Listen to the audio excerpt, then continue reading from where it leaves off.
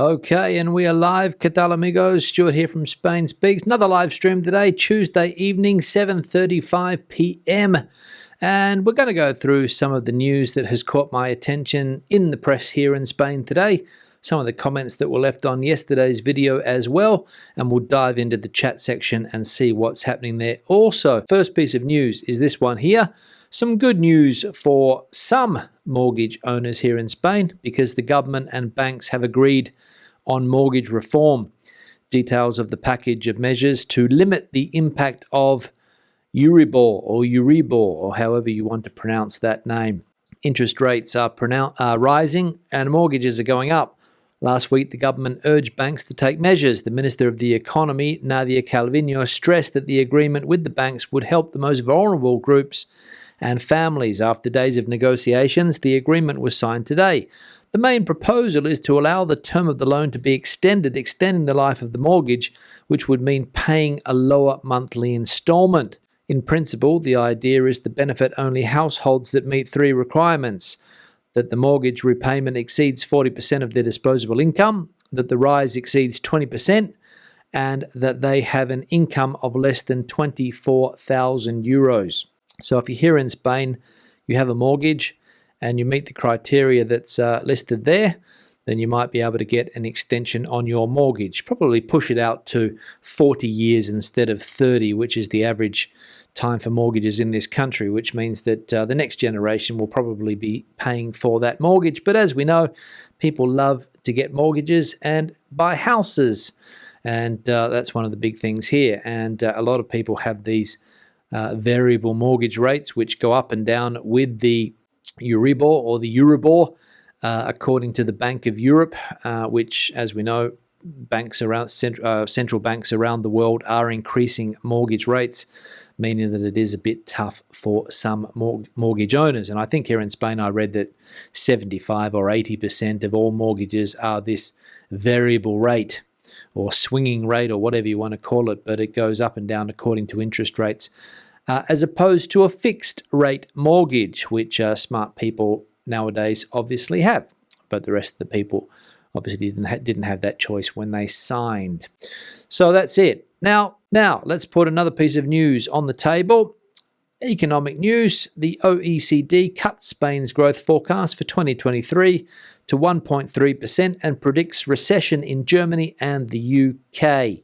The economic downturn is accelerating. The war in Ukraine has triggered a domino effect that continues to push up inflation, slowing consumption and making financing more expensive due to the rate hikes launched by central banks, a cocktail that clouds the growth forecast for the next year. The Organization for Economic Cooperation and Development has cut its estimates for Spain from 1.5 to 1.3%, below the 2% figure the government is calculating, although it is raising them for this year, and is forecasting recession for both the UK and Germany, all this in a context in which inflation will continue at unprecedented levels. So there we go, the OECD with some bad news for Spain. The growth for next year being cut from 1.5 to 1.3, so just above those other countries as we saw there. Germany predicted to go into recession, UK predicted to go into recession as well for 2023, so not looking good from an economic point of view, and that high inflation set to continue. I think I read somewhere also today that high inflation around 5.5% to continue here in Spain until at least 2024, so not good news there. Elections coming up next year. So if we get a change in government, we'll see if they make any changes to some of the economic policy or the government policies that have been put in place over the last few years. We will see. We will indeed. Now, the last piece of news today. Another bad piece of news for us over 45ers. Ageism, or how being over 45 hinders finding a job in Spain. You are not the profile we are looking for. Mercedes is 62 years old, has administrative experience abroad, communication skills and a desire to work. Sixto, 52, has turnover figures to back up the success of his career in large companies and entrepreneurial projects. Thank you very much, but you are not the profile we are looking for, they say. that they are systematically bounced back by a message when they send an application to the office published on the internet. Both face the long and painful odyssey of looking for a job when they are over 50, and in conversation with RTVE.es, they recognise that they feel invisible and discriminated against. It was the gerontologist, I think the pronunciation of that word is, gerontologist Robert Butler, who coined the term against ageism in 1975 to describe the exclusion of older people due to a series of stereotypes associated with old age. Such unequal treatment, can occur in all facets of life, but is particularly festering when it comes to earning a living. Yes, a lot of people here in Spain, when they get to that 45, 50 age in life, and unfortunately lose their job, very, very difficult to get back into the labour market, because as we can see here, companies say you are not the profile we are looking for. Experience here in Spain, as in a lot of places around the world, counts for absolutely nothing, unfortunately. A lot of people that I've given classes to over the years in some of the big banks here, they're all retired at 52, 53. Some of them try to get jobs again. Others live off their pensions or payouts until they hit state retirement age. But bad news for the over 45s, and Spain suddenly working out that ageism is a problem, because up until now I'd never really heard the term used here in Spain.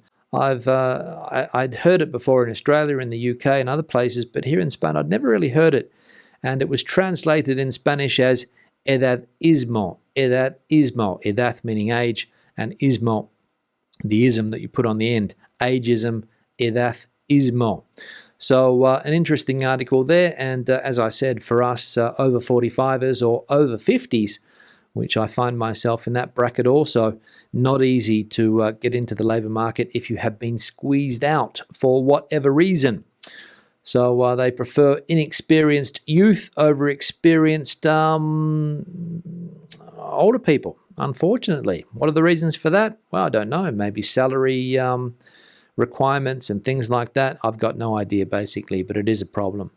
Now, word of the day today. Bocazas, big mouth. Example, Nelson Piqué vuelve a generar polémica y se comporta como un bocazas. Nelson Piqué has been controversial again and behaving like a big mouth. So if you've got a friend or a neighbour who's a bit of a big mouth, next time you're in a conversation with them, cállate bocazas. I'd be careful of saying that because you might get a smack in the face, but that could be something that you could use in private maybe to describe that person. He's a bit of a bocazas. All right, now, first comment of the day. That was bocazas. This one here, Michael Hay, should have immediately made Spanish citizens in the UK take a driving test, says an irate Michael about the British driving licence situation here in Spain. Now, correct me if I'm wrong, but I automatically thought that if British people couldn't drive here in Spain, it would be the same for Spanish people in the UK that were in the same situation. But is that not the case? Is that not the case? Are Spanish people allowed to go to the UK and work and drive on their Spanish licenses or exchange their Spanish license? Does it not work the same way as with British people here in Spain that have to who have had to go to driving schools in that time that this license exchange has not been valid? All that is changing soon, as we know. The British ambassador said the other day that an agreement has been reached, but they're just crossing the T's and dotting the I's apparently, and it should be all formal and legalized within the next couple of weeks. He hopes has to be published in the official state gazette here in Spain in the Boletín Oficial del Estado. So when that happens, fantastic news. But it has been, what are we now? 2022. So it's been probably a couple of years, I think, maybe since this British driving license fiasco has been taking place in Spain. But as I said, I thought it would be the same for Spanish people in the UK, that they can't exchange their licenses. But maybe I'm wrong. Please let me know in the chat section if that is the case. Now, the next comment here, Vesky. Hi, Stu. Have you seen the Black Friday announcement from BBVA? They're putting 1,000 properties on sale from 4,000 euros to 500,000 euros all around Spain and offer 100% mortgages on them, meaning no deposit needed. whilst other banks will do the same with 80% mortgages, 20% deposit. Vesky, I had not heard of this, to be honest, but I did a quick Google search and it popped up on a few sites. Didn't make any of the mainstream press here in Spain, but it made the Huff Post or the Huffington Post.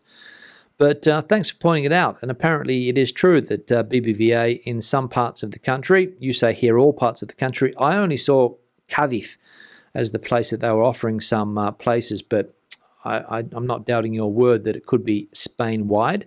But if you are able to get a property for 4,000 euros, seems like a bargain. Not sure what type of property it would be. Might need to do a fair bit of renovation work to it. But if you can get that 100% mortgage, that's what a lot of people struggle to get the down payment nowadays, that 20% deposit. So if BBVA is going back to giving 100% mortgages, then it will be easy for people to get their hands on some of those properties. But thanks, Vesky, for pointing that piece of news out. Next one, Christopher. Unfriendly people everywhere. I'm born and raised in New York City. Talk about unfriendly, yet still the majority are nice. If you travel the world enough, you'll find both friendly and unfriendly people everywhere. Yeah, this comment has arisen because somebody yesterday said that people are friendlier in the Canary Islands than here in Madrid. And obviously, if you live in a place like the Canary Islands and you're paddling around on your paddleboard all day in that fantastic weather, then you're not going to be angry, are you? Whereas if you're living here in Madrid with the stress, with the traffic, with the heat, with the cold, then you can be quite irritated by what's going on around you. And I think that's one of the reasons. Plus, big cities tend to make people quite unfriendly, let's say, with their fellow citizens. And trust has probably got something to do with it. You don't know who the people are around you. You tend to form a clique with a certain group of small friends. Quite often happens here and other big cities around the world, of course. And people are not always open to meeting new people. And it's one of the reasons why I think cities, big cities especially, have a reputation as being cold places.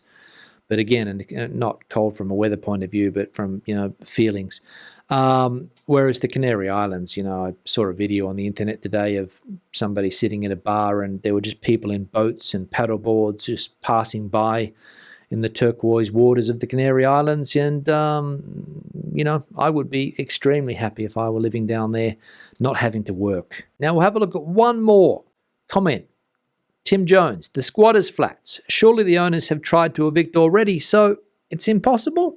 Yeah, not sure what's going on here. We saw that in some of the real estate portals here in Spain, Idealista, Fotocasa, people are trying to sell homes that have squatters inside and discounted prices, of course. We saw a flat yesterday, I think, for 14,000 euros.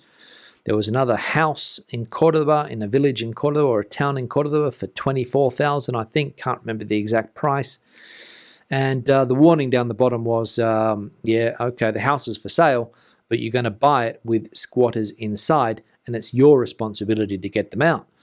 Now, why are people doing this? Because obviously they can't get the squatters out. They've gone through the legal processes, or maybe the process is stuck in the court somewhere, and they're just fed up. They don't want the hassle anymore of having to deal with it, having the extra stress in their lives of having a home that they can't go to, because illegal occupants are inside, and they've put it on a real estate portal to try to get rid of it. And the people that buy the house, of course, that's the condition. Try to get the squatters out. So if you're willing to go through that and take the risk, fair play to you. But I would not be willing to do that, because I would prefer to buy a house that didn't have anybody inside. But if you're looking to get your hands on a cheap property and you want to go through the process of trying to get those squatters out, either through legal means or illegal means, because as we know, that's also an option, good luck to you. But as I said, for me, no way, Jose. As I said yesterday, no way in the world that I would do that. So thank you very much for watching today. I hope everybody has a fantastic rest of their Tuesday. Thanks for your participation in the chat section. I'll be back again on Thursday, most likely 7:35 p.m. But if there's any changes, I'll let you guys know. Hasta luego, hasta entonces, adiós.